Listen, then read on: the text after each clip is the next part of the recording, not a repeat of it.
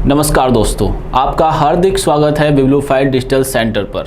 आज हम लोग 25 नंबर के मॉक टेस्ट का सॉल्यूशन करने वाले हैं और इनसे रिलेटेड जो ऑप्शन है उनको भी डिस्कस करने वाले हैं। देखते हैं पहला क्वेश्चन क्या है। देखिए, सेंटीग्रेड और फ़ारेनहाइट किस तापमान पर समान होते हैं। पूछा गया है कि सेंटीग्रेड और फ़ारेनहाइट जो होते हैं वो किस तापमान पर समान रहते हैं। तो ये जो दोनों समान रहते हैं बच्चों, ध्यान रखिएगा, -40 डिग्री पर ये समान रहते हैं। कितने पे समान रहते हैं बच्चों? -40 डिग्री पे ये समान रहते हैं। तो हमारा आंसर क्या हो जाएगा यहाँ से? 40 डिग्री, यानी कि बी हो जाएगा माइनस। सड़क पर चलते समय बैलगाड़ी के पहिए की गति किसका उदाहरण होती है? जैसे मैं आपको एक बैलगाड़ी की जगह कार ले लेते हैं, या बैलगाड़ी ले लीजिए। बैलगाड़ी का जब पहिया एक जगह से स्थानांतरण कर रहा होता है, मतलब ये घूर्णन कर रहा है, रोटेशन कर रहा होता है। क्या कर रहा होता है? रोटेशन भी कर रहा है। और रोटेशन कर रहा होता है तो एक घूर्णन कर रहा होता है। तो एक और बात इसके बारे में ध्यान रखनी है कि एक जगह से दूसरी जगह भी ये जा रहा होता है। एक जगह से क्या जा रहा होता है? दूसरी जगह, मतलब कि ये स्थानांतरित भी हो रहा है। एक जगह से दूसरे स्थान पर जाने का काम भी ये कर रहा होता है। ये बात आप लोग यहाँ से ध्यान रखिएगा। रोटेशन भी हो रहा है, स्थानांतरित भी हो रहा है। तो हमारा आंसर क्या होता है? ये हमसे पूछा गया है, ट्रांसलेटरी एंड रोटेटरी मोशन होता है, यानी कि स्थानांतरित भी होता है और घूर्णन गति भी होती है। तो हमारा आंसर यहाँ से क्या हो जाएगा? बी आंसर हमारा हो जाएगा। ठीक है, नेक्स्ट क्वेश्चन देखते हैं क्या है। न्यूटन की गति के पहले नियम की अवधारणा देता है। न्यूटन का जो पहला नियम वो क्या बताता है? ठीक है, ये हमें जड़त्व के बारे में बताता है, यानी इनर्टिया के बारे में बताता है। अब ये है क्या वो देखिए आप ध्यान से। न्यूटन का जो पहला नियम है वो देखते हैं, वो है क्या? स्थिर वस्तुएं स्थिर रहेंगी, स्थिर वस्तु हैं वो स्थिर रहेंगी, तथा गतिशील वस्तुएं उसी गति और उसी दिशा में गतिशील रहेंगी जब तक कि उस पर बाह्य बल नहीं लग जाता। तो ये किसके बारे में बता रहा है? ये जड़त्व के बारे में हमें बताता है कि बाह्य वस्तु किस प्रकार बल लगता है, जो स्थिर वस्तु वो कैसे कार्य कर रही होती है। तो हमें बस इतना सा ध्यान रखना है, जड़त्व का पहला नियम, न्यूटन का पहला नियम क्या होता है? जड़त्व होता है। चलिए नेक्स्ट क्वेश्चन करते हैं। अब सूर्य के बारे में जानते हैं, सूर्य क्या क्या कह रहा है। देखो, सूर्य है जो सन है। सन क्या है? एक स्टार का काम करता है, यानी तारा है। और तारा होने के लिए क्या कंडीशन होना जरूरी है? लाइट और हीट का होना जरूरी है। लाइट और हीट का होना जरूरी है किसके लिए? यानी कि प्रकाश और ऊष्मा होना जरूरी है स्टार होने के लिए। ठीक है, और हमारे सूर्यमंडल का सबसे बड़ा जो तारा है वो सूर्य ही है। इसका जो डायमीटर है, व्यास जो है कितना है? 1.4 मिलियन किलोमीटर है बच्चों। इसका डायमीटर कितना है सूर्य का? वह 1.4 मिलियन किलोमीटर। ये मिलियन है एम से। आगे चलते हैं। आकार क्या है? आकार जो है पृथ्वी से 109 गुना है। कितना गुना है पृथ्वी से? यानी कि अर्थ जो है उससे कितना गुना है? 109 गुना है पृथ्वी से। ये बात आप लोग यहाँ से ध्यान रखिएगा। आयु इसकी कितनी अभी तक हो चुकी है? 4.5 अरब ईयर इसका हो चुका है। ऊर्जा स्रोत क्या है? नाभिकीय संलयन अभिक्रिया घटित होती है। किसके अंदर घटित होती है? ये सूर्य के अंदर होती है। इसमें क्या होता है? हाइड्रोजन से हीलियम में बदलती है। हाइड्रोजन किसमें बदलती है? जो हीलियम में बदलने का कार्य करती है। पृथ्वी और सूर्य की जो बीच की जो औसत दूरी है वो है 150 मिलियन किलोमीटर्स। कितनी है बच्चों? 150 मिलियन किलोमीटर। ये बात आप लोग यहाँ से ध्यान में रखिएगा। ये बात हमें ध्यान रखनी है। सूर्य की बेसिक नॉलेज है कि भैया सन का क्या है, व्यास शेप क्या है, डायमीटर क्या है, एज कितनी है, एनर्जी सोर्स क्या है, ये सारी चीज़ें हमें यहाँ से ध्यान में रखनी है। चलिए नेक्स्ट क्वेश्चन पे चलते हैं। भारत में धारणीय विकास की दृष्टिकोण से विद्युत उत्पादन का सबसे अच्छा स्रोत क्या है? विद्युत उत्पादन का कोयला, ठीक है, खनिज व तेल गैस, या परमाणु ऊर्जा, जल विद्युत। इनमें से सबसे बढ़िया जो है वो है जल विद्युत, यानी कि हाइड्रो इलेक्ट्रिसिटी। सबसे चारों ही बिजली उत्पादन करते हैं, लेकिन चारों में से सबसे बढ़िया जो बिजली उत्पादन का स्रोत है वो हमसे पूछा गया है। अग्निशामक यंत्र में किस गैस का उपयोग किया जाता है? देखो, आपने और पास देखा होगा अग्निशामक यंत्र। अब आज के टाइम पे हर एक इंस्टीट्यूट में, हर एक ऑर्गेनाइजेशन उसको कैरी करने का काम करती है। कुछ मैंडेटरी कारण होते हैं उसके पीछे। तो जो अग्निशामक जो यंत्र है उसमें कौन सी गैस पाई जाती है? मेनली जो पाई जाती है वो कार्बन डाइऑक्साइड पाई जाती है। इसके अलावा भी गैसेज पाई जाती हैं, लेकिन मेनली जो गैस पाई जाती है वो कौन सी पाई जाती है? वो कार्बन डाइऑक्साइड पाई जाती है। ये बात आप लोग यहाँ से ध्यान में रखिएगा। कौन सी गैस पाई जाती है? मेनली कार्बन डाइऑक्साइड पाई जाती है, यानी कि ए आंसर हमारा क्या हो जाएगा? यहाँ से ए आंसर हो जाएगा। चलिए नेक्स्ट चलते हैं। आपसे पूछ लेंगे और कौन सी गैसेज हैं, तो आपको कमेंट बॉक्स में बताना है कि कौन कौन सी गैस इसमें हो सकती हैं। कॉन्टैक्ट लेंस किसके बने होते हैं? एक्चुअली में क्या होता है, जो कॉन्टैक्ट लेंस जो आंखों में वेयर करते हैं वो ज़्यादातर ना बहुत मजबूत प्लास्टिक के बने होते हैं। किसके बने होते हैं? मजबूत प्लास्टिक। कई लोग उसे कलरफुल भी बना लेते हैं अपनी आंखों के कलर को चेंज करने के लिए। तो किसका बना होता है, क्या है वो, कौन सा प्लास्टिक होता है? वो होता है लियोसाइट प्लास्टिक। एक्चुअली में क्या होता है, बहुत मजबूत प्लास्टिक के ये बने होते हैं। किसके बने होते हैं? मजबूत एकदम प्लास्टिक के बने होते हैं। ये बात ध्यान रखना, मजबूत प्लास्टिक के ये बने होते हैं। ये बात आप लोग यहाँ से ध्यान में रखनी है। फोटोसिंथेसिस ऑक्योर्स, अब ये पूछा गया है कि फोटोसिंथेसिस कहाँ है, प्रकाश संश्लेषण जो होता है वो कैसे होता है, कहाँ होता है? देखिए भैया, न्यूक्लियस में होता है, क्लोरोप्लास्ट में होता है, माइटोकॉन्ड्रिया में होता है, प्रॉक्सिसोम में होता है। एक अपन ने सीधे सिंपल सी बात कहें तो भोजन बनाने की एक प्रक्रिया होती है। क्या होती है कि भोजन बनाने की प्रक्रिया होती है जो क्लोरोप्लास्ट में संपन्न होती है। कहाँ पे संपन्न होती है? ये क्लोरोप्लास्ट में संपन्न होती है। देखो इसकी बेसिक जानकारी मैं आपको देता हूँ। प्रकाश की उपस्थिति में होता है, पहली बात तो याद रखिए, प्रकाश की उपस्थिति में होता है। प्रकाश की उपस्थिति में होता है, प्रकाश की उपस्थिति में होता है प्रकाश संश्लेषण जो होता है। इसके बारे में दूसरी बात क्या रखनी है, इसकी प्रकाश की जो ऊर्जा होती है उसे रासायनिक ऊर्जा में बदलने का कार्य होता है। प्रकाश की जो ऊर्जा है, प्रकाश ऊर्जा को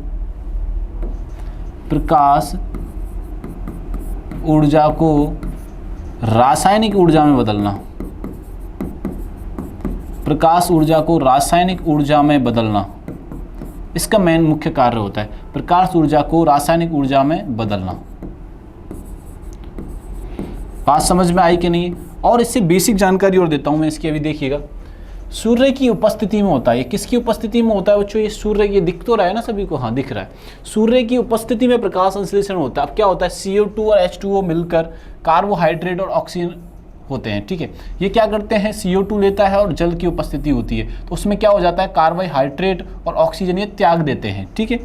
अब ये किन में संपन्न होता है वो भी ध्यान रखना। कुछ हरे पौधों में संपन्न होता है, हरे शैवाल में संपन्न होता है, और साइनोबैक्टीरिया में ये संपन्न होता है। प्रकाश संश्लेषण हम कर सकते हैं। और मेनली क्लोरोप्लास्ट हमने देखा, क्लोरोप्लास्ट के अंदर भी ये चीज़ें होती हैं। इसी का एक अंग होता है, यानी कुछ हरे पौधों का क्लोरोप्लास्ट एक अंग होता है, क्लोरोप्लास्ट। ये बात आप लोग यहाँ से ध्यान रखिएगा। प्रकाश संश्लेषण प्रकाश के हरे रंग में सबसे कम होता है। प्रकाश संश्लेषण जो होता है सबसे कम किस में होता है, हरे रंग में होता है, और सबसे अधिक किस में होता है, लाल रंग में अधिकतम होता है। ये बात ध्यान रखिएगा, आपसे पूछा जाएगा कि प्रकाश संश्लेषण जो होता है सर्वाधिक किस में होता है, लाल रंग में होता है, सबसे कम किस में होता है, हरे रंग में होता है। ये बात आप लोग यहाँ से ध्यान में रखिएगा। अब देखते हैं निम्नलिखित में से किसका निर्माण हमारे शरीर में नहीं होता है। प्रोटीन का होता है, बाहर से नहीं होता है, ये पूछा ना। हार्मोन का, एंजाइम का, ठीक है। विटामिन ए, विटामिन ए हम बाहर से प्राप्त करते हैं जो जल में घुलनशील नहीं होती है, जल में घुलनशील ये नहीं होती। हमसे नहीं के लिए पूछा गया है निम्नलिखित में से किसका निर्माण हमारे शरीर में नहीं होता, तो विटामिन का नहीं होता है। ये बात यहाँ से ध्यान में रखिएगा, ठीक है। विटामिन का नहीं होता है। विटामिन शब्द तो सबसे पहले दिया था 1912 में कैसिफर फंक ने दिया था। विटामिन जो वर्ड है सबसे पहले कैसिमर फंक ने 1912 में दिया था। कब दिया था बच्चों? 1912 में दिया था। ये बात आप लोग यहाँ से ध्यान में रखना। विटामिन शब्द जो आता है 1912 में आता है और कैसिमर फंक देता है। जल में घुलनशील कौन कौन सी हैं? बी और सी विटामिन है। जल में घुलनशील कौन सी हैं? बी और सी। और इसके अलावा कौन सी आती है? वसा में ए आ जाता है, डी आ जाता है, ई आ जाता है और के आ जाता है। ये जो विटामिन होती हैं किस में घुलनशील होती हैं? वसा में घुलनशील होती हैं। एड्स ऑक्योर, एड्स जो फैलता है किससे फैलता है? एड्स किससे होता है? कि वायरस से, यानी कि विषाणु से होता है। अब विषाणु से कौन कौन से रोग जनित होते हैं? विषाणु से कौन कौन से रोग जनित होते हैं वो बताइए आप लोग। जैसे मैंने एक ट्रिक बनाई है आप लोगों के लिए, देखिए। रेखा हमें हिट करके पीछे छोड़ गई, ठीक है। रेखा हमें हिट करके क्या छोड़ गई? पीछे छोड़ गई। तो हमें ये ट्रिक याद रखनी है। रे से रेविज याद रखना है, खा से खसरा याद रखना है, है से हर्मिस याद रखना है, मैं से मेनिजाइटिस याद रखना है, ही से हेपेटाइटिस याद रखना है, टे से ट्रिकोमा याद रखना है, पो से पोलियो याद रखना है, ए से एड्स रखना है। यही क्वेश्चन आपसे पूछा गया है, ठीक है ना। चे से चेचक याद रखना, छोटी से छो से छोटी माता याद रखना, डे से डेंगू ज्वार याद रखना, गा से गलसूंद याद रखना, ई से इन्फ्लुएंजा। तो ये सारे जो रोग हैं ये किससे फैलते हैं? वायरस से फैलने वाले रोग हैं। किससे फैलने वाले रोग हैं? वायरस से। तो ये आप एक ट्रिक जरूर याद रखिएगा यहाँ से। चलिए नेक्स्ट क्वेश्चन करते हैं। संविधान की 4th अनुसूची का संबंध निम्नलिखित में से किससे है? हमसे पूछा गया है जो 4th जो जैसे 12 अनुसूचियाँ हैं, सबके एक ट्रिक होती है, सबको हमें पता रहना चाहिए कौन कहाँ कैसे क्वेश्चंस आ रहे हैं। तो उसके लिए मैंने ट्रिक आगे नेक्स्ट भी बनाई है। जैसे अभी देखो, वापस आओ एक बार क्वेश्चन पे। यहाँ हमें देखो सभी की होती है भैया, सभी की क्या होती है? ट्रिक होती है। तो ऐसे आपको ये ट्रिक दिख रही है कि हमें ये याद रखनी है। हमें क्या रखनी है? ये याद रखनी है। तो अब मैंने कहा रेखा हमें हिट करके पीछे छोड़ गई है, ठीक है। अब ऐसे ही करके नेक्स्ट क्वेश्चन आया, इसमें भी नई नई चीज़ें पूछी जा सकती है, जैसे अनुसूचियों के लेकर है। सॉरी 12 नहीं है, मैंने एक गलत स्टेटमेंट दिया, सॉरी चाहता हूँ उसके लिए। तो अभी याद हमें यह रखना है कि 4th अनुसूची किससे संबंध रखती है, ठीक है। हमसे ये क्वेश्चन पूछा है, केंद्र तथा राज्य से, शपथ से, राज्यसभा में सीटों के आवंटन से, इससे संबंध रखती है। किससे संबंध रखती है? राज्यसभा में सीटों के आवंटन से रखती है। और राज्यसभा की सीटें कितनी है टोटल? तो राज्यसभा की जो सीटें हैं टोटल वो है 250। कितनी है बच्चों? 250 सीटें हैं राज्यसभा की। और सर्वाधिक राज्यसभा की सीटें किस राज्य में हैं? वो है उत्तर प्रदेश में। राज्यसभा की सर्वाधिक सीटें, राज्यसभा की सर्वाधिक सीट उत्तर प्रदेश राज्य में है, उत्तर प्रदेश राज्य में है। आपसे यहां से लोकसभा का भी पूछा जा सकता है, तो लोकसभा की भी सबसे ज्यादा यहीं पे है यूपी के अंदर। राज्यसभा का भी पूछ ही लिया गया है। आपसे विधानसभा का भी पूछा जा सकता है और विधान परिषद का भी। तो सबसे ज्यादा सीटें कहां पे हैं? यूपी में ही हैं। एक आप बेसिक जानकारी यहां से रखनी है, चारों जो हैं सबसे ज्यादा यूपी में ही हैं। अब देखिए, भारतीय संविधान की अनुसूची को याद रखने का तरीका देख लो आप लोग। भारतीय जो अनुसूची हैं उनको याद रखने का तरीका क्या है? सिर्फ देखो, मैंने लिखा tears of old PM. T से टेरिटरी यानी कि क्षेत्र आ चुका है, ई से इम्प्लीमेंट आ गया है यानी कि सैलरी वाला, ए से अफर्मेशन आ गया है, आर से राज्यसभा सीट एलोगेशन आ गया है, एस शेड्यूल्स आर आ गए हैं, ठीक है ना। आगे चलते हैं।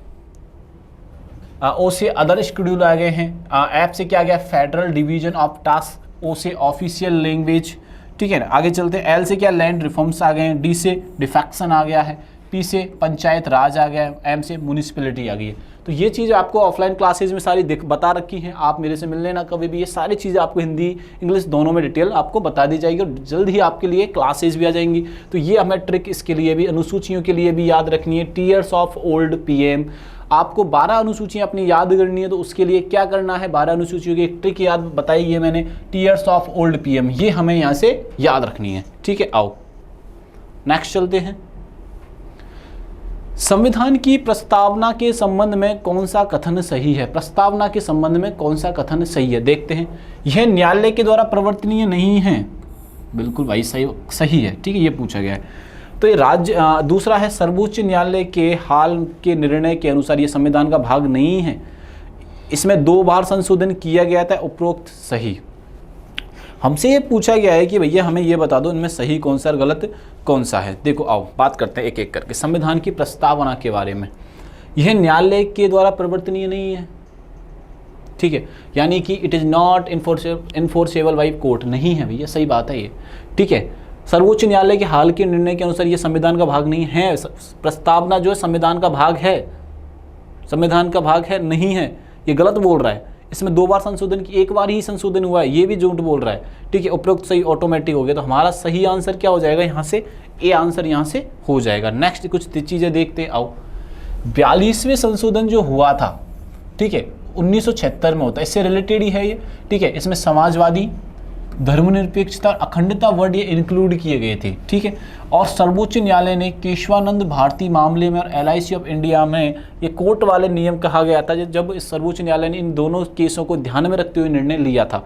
ये बात आप लोग यहाँ से ध्यान रखना कि सर्वोच्च न्यायालय के हाल के निर्णय के अनुसार संविधान का भाग नहीं है। और जो केसेज आपसे पूछ ले कौन से केसेज में ये घटना घटित हुई थी, तो इन 2 केसेज में ये घटना घटित हुई थी।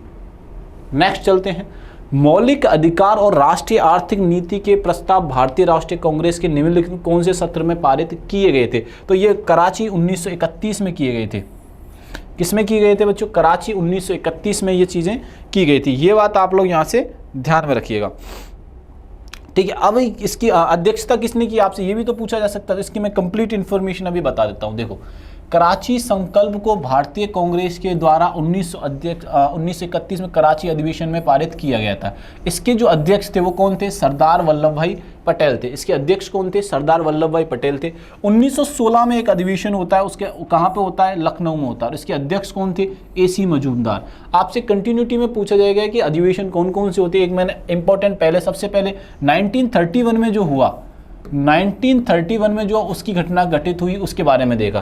फिर हम सीधे गए हम 1916 के अंदर। 1916 में कहाँ पे हुआ था? लखनऊ में हुआ था। इसके अध्यक्ष कौन थे? AC मजूमदार थे।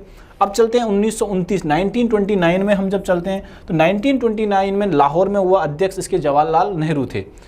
1939 यानी 1939 में होता है त्रिपुरी में होता है, अध्यक्ष होते हैं इसके राजेंद्र प्रसाद। ये 4 अधिवेशन हमें याद रखें, 1931 का, 1916 का, 1929 और 1939। निम्नलिखित में से कौन सा वायसराय एल्बर्ट विल विवाद से जुड़ा हुआ था? तो वो लॉर्ड रिपन जुड़े हुए थे। कौन जुड़े हुए थे? लॉर्ड रिपन इस विवाद से जुड़े हुए थे। ये बात आप लोग यहाँ से ध्यान रखिएगा, बहुत इंपॉर्टेंट है। और ये जो बिल पेश किया जाता है ना वो 1883 में पेश किया जाता है। डेट भी आपसे पूछ ले तो कब पेश किया जाता है? तो 1883 में यह बिल पेश किया जाता है। निम्नलिखित में से कौन सा लक्षण भारतीय अर्थव्यवस्था का नहीं है? मतलब लक्षण सारे हैं, इनमें से एक कौन सा नहीं है वो ध्यान रखना। श्रम की न्यून कार्य क्षमता, श्रम की न्यून कार्य, ऐसा तो कुछ नहीं है, ऐसा तो है अपने पास, श्रम की कोई क्षमता की कमी नहीं है। प्रति व्यक्ति न्यून आय और पूंजी निर्माण की न्यून आय या प्राकृतिक संसाधनों की कमी।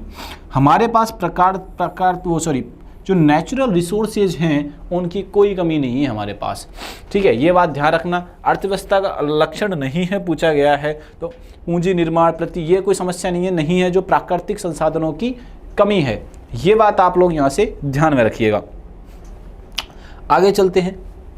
निम्नलिखित में से किसने मानव विकास, human development concept of the human development HDI index दिया? तो इसमें से दिया था महबूब उल हक ने, ठीक है। अमर्त्य सेन ने भी काम किया है, ऐसी बात नहीं है, ठीक है। अब ये है महबूब उल हक और ये कहाँ के रहने वाले हैं?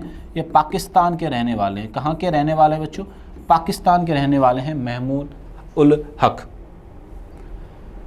निम्नलिखित में कौन से पहली पीढ़ी के कंप्यूटर थे? पहली पीढ़ी के जो कंप्यूटर थे वो कौन से थे? वैक्यूम ट्यूब और चुंबकीय ड्रम वाले कंप्यूटर्स थे, यानी कि इसका डायरेक्ट ए आंसर अपन करने वाले हैं।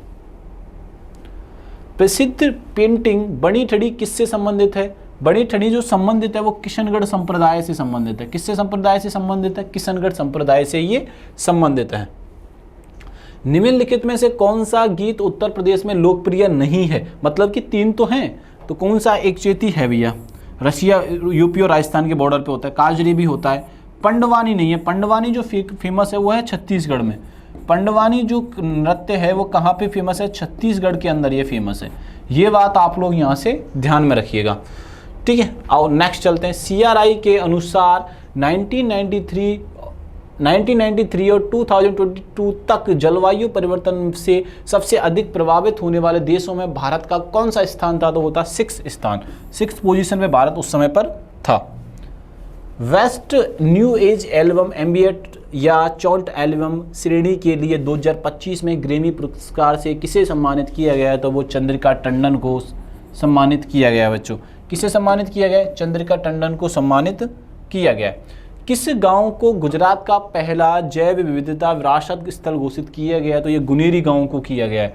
किसको किया गया है? गुनेरी गांव को सम्मानित किया गया है या शामिल किया गया है। एशियाई शीतकालीन खेल AWG 2025 का नवा संस्करण कहाँ आयोजित हो रहा है? हार्बिन। और हार्बिन कहाँ पे है? चाइना में। हार्बिन कहाँ पे है? चाइना के अंदर। कौन सा शहर 1 से 4 मई 2025 तक पहले विश्व ओडीआई विजुअल मनोरंजन शिखर सम्मेलन की मेजबानी करेगा? ये हमसे पूछा गया। तो कौन करने वाला है? सिंपल सा आंसर है, मुंबई ही करने वाला है। अब देखते हैं लास्ट एंड फाइनल सेशन का क्वेश्चन कौन सा है। पीर पंजाल शीतकालीन महोत्सव जम्मू कश्मीर के किस जिले में ऑर्गेनाइज होने वाला है, ये हमसे पूछा गया। तो सिंपल सा, इसका भी कौन से ज़िले में ऑर्गेनाइज़ किया गया है, पुंछ ज़िले में ये ऑर्गेनाइज़ किया गया है। ऐसे करके आज हमने थोड़ा सा फास्ट चीज़ें की। रीज़न है कि हमें टाइम सेव करना है और इन्फॉर्मेशन ज़्यादा आप तक पहुंचानी है। तो कम समय में आप ज़्यादा इन्फॉर्मेशन तक पहुंचने के लिए ये सारे आज तरकीबें लगाई गई हैं। तो मैं उम्मीद करता हूं वीडियो पसंद आया होगा। वीडियो को लाइक एंड शेयर करें, चैनल को सब्सक्राइब करना ना भूलिएगा। तब तक के लिए धन्यवाद, थैंक यू।